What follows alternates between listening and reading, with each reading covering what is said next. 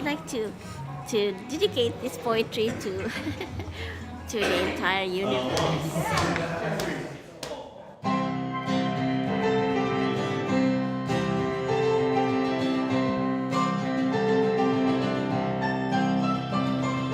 Once upon a time you were so fine, through the bumps of time in your prime. Didn't you?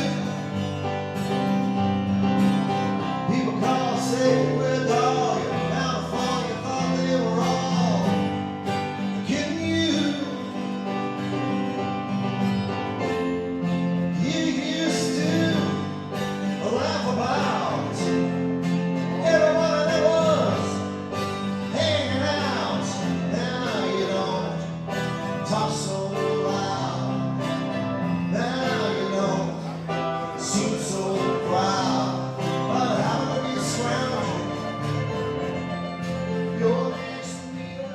When I started putting this together in 2010, the thought was, if I need music every single day and my life is really good, what would it be like if you were essentially living your worst day over and over again and you didn't have access to music?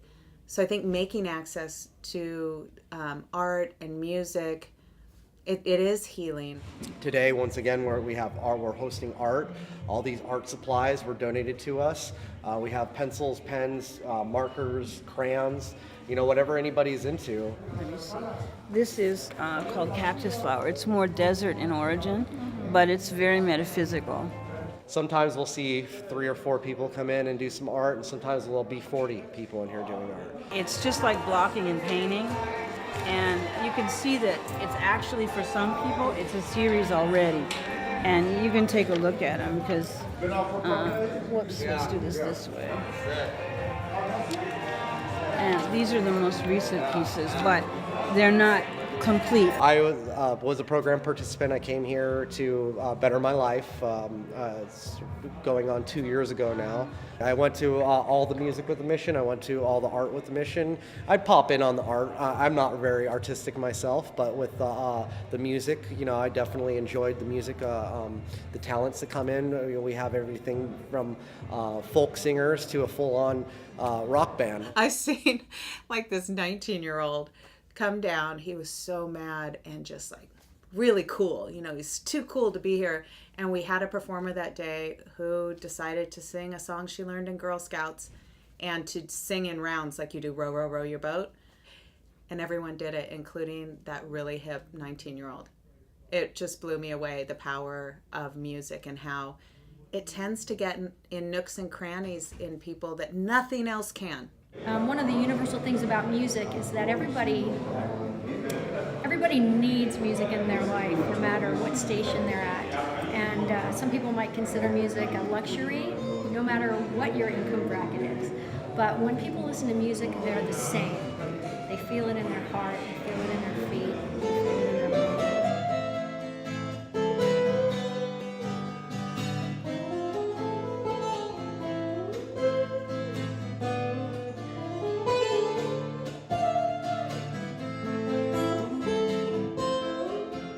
I saw Jethro Tull back in, must have been the early 70s.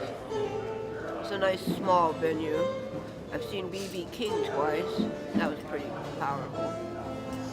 In a small club. Yeah, I like music, but I don't like crowds.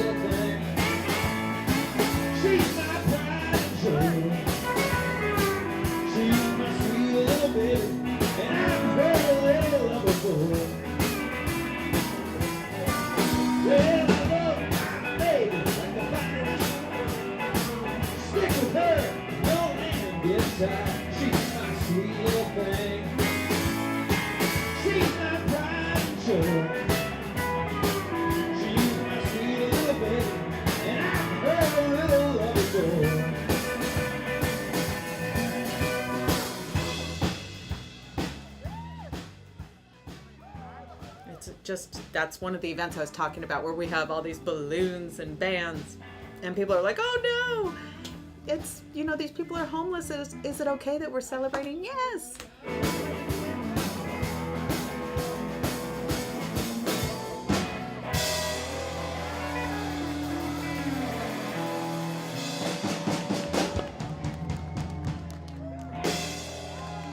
Has anybody here seen Disney's Hercules? Okay, 2 people, yay. Well, it tells the story of the Greek demigod Hercules. So part god, part human, stuck on Earth. And the story is about how he doesn't feel like he fits in. Nobody wants to be his friend because he's so different from them. And he decides that he needs to go on a journey to find the place where he belongs. And while he's on his journey, he sings a song, and the chorus says, "I will find my way, I can go the distance. I'll be there someday if I can be strong. I know every mile will be worth my while. I would go most anywhere to feel like I belong." These people come off the street, homeless or near homeless, either one, you know, coming in, it's hot, it's cold, whatever it is that day, and they're just tired, and they come in and they sit down, and then you hear Rudolph the Red-Nosed Reindeer, and immediately that room is transformed into children. No woman, no cry. Sad, sad. Said I remember when we used to sit in the government yard in Trench Town. I played the clarinet in the school orchestra when I was like 4th, 5th, 6th grade. Yeah. Around those age, you know, like the kids on South Park, that age. Played the violin, not very well, and the piano, not very well. We didn't have our own piano for me to practice on. It was ridiculous. But those were the 3 instruments I took. Had the most success with the clarinet.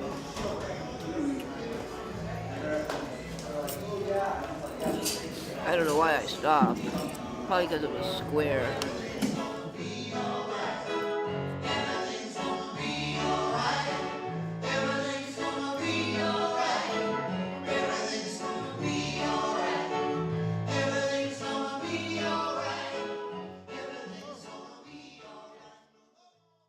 It's a great equalizer, like pain. When you speak of pain, everybody goes, "Oh, yes," and it connects us, you know. When we're going through a difficult time, people go, "Yes, I understand pain." And music is the same way. When we're listening to music, we're all the same. You know, all those differences seem to disappear. Yeah, I think it's great. A little culture, yeah. That doesn't involve drinking or smoking dope or crack, shooting heroin. Yeah, it's nice. It's very moving, I thought. Music has been, it was my companion long before drugs and alcohol were my companion. It was the music, the sound of the music was able to get into my body in ways that nothing else could, and the lyrics. There are an awful lot of sad songs, and you wonder why there are so many. And I've spent a lot of time thinking about that because I'm a songwriter myself and probably write more contemplative songs than the alternative. And I think that the reason for that is that a component of sadness is often loneliness, a feeling that nobody is in the same position that you're in. Oh, I'm homeless. Everyone's dead. I can't, my mother died 4 years ago. So I can't lay over at her house. I came down from Oregon. Boy, what a bunch of squares there. Bunch of crystal meth head rednecks. And when you hear a song in that condition, I think on a fundamental level, something inside you realizes that someone understands your condition. You're not alone. And I can remember laying on the ground and wondering, where is it that I belong? When will I know when I'm in the place where I belong? And I don't feel like I know yet, and I don't think a lot of us do. But the awesome thing about music is that it helps us understand that other people have the same feelings as us, and they understand what we're going through. And that gives us hope go the distance? For me, just recently I went to the Bruce Springsteen concert, and it was moving to me to see those thousands of people who are so connected not only to the music but to each other. And this collective feeling in the room was so palpable, and it was clear that everyone there was so happy to be a part of something bigger than them.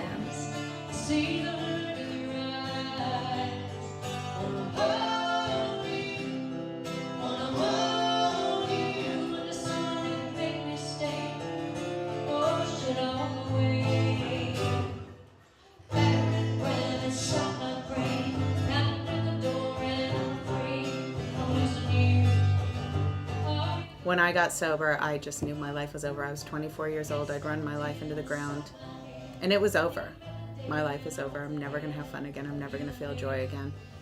And music was a source of release for me. And for me, I like to sing.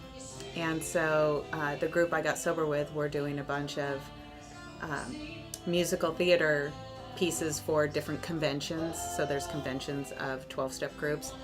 And so I was told that I should audition for one of these shows. And by doing that, by practicing whatever that thing is in a person, everybody has some kind of passion. Do this one, because I just finished this one this morning. Okay, sure. This one is called Star Clematis. You might want to put it up there or something. Oh yeah, that's wonderful. Yep, that's one of them, but it's actually, the orientation is this way. Oh, this way? Yeah, this way. Hang on, this way, that way. My personal favorites? Oh, geez, I'd have to go through the whole. All right. Okay, let me show you. The plants worshipped God, the leaves swayed in unison. God was very pleased of the holy creation who welcomed God in utmost holiness. Oh, and you know what? I'm addicted to nicotine. I gotta go smoke a cigarette. He's not selling any alibis. There's just there to the vacuum of his eyes. Midnight happened to me. It's real talk.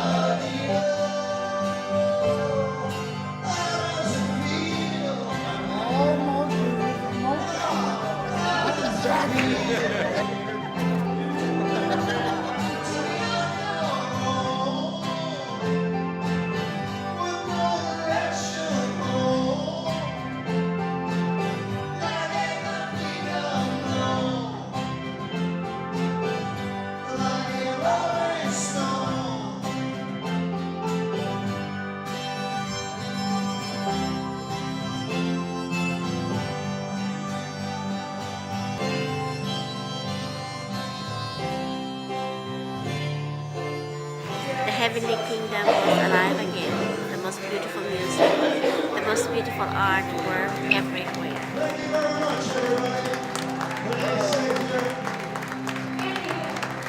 See you again.